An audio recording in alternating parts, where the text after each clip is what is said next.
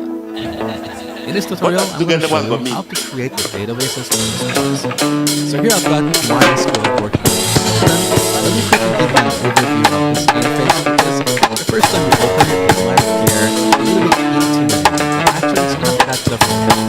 So here on the top, we've got this toolbar. It is working for creating a new tab for code, as well as comparing a SQL file. Na msituache na hii chakula tafadhali. There is food, there are drinks. Do not leave without partaking to those. There is food especially. Tukule kabisa. Send. Starting or stopping the server. The schemas tab shows the database. So currently we have one database that is SIS. This is the database that provides users interrelated to its work. Send. That middle reflects the coordinator code. So we'll be spending most of our time in this course in this video. Send it. Hello. If you get to hear this song, somebody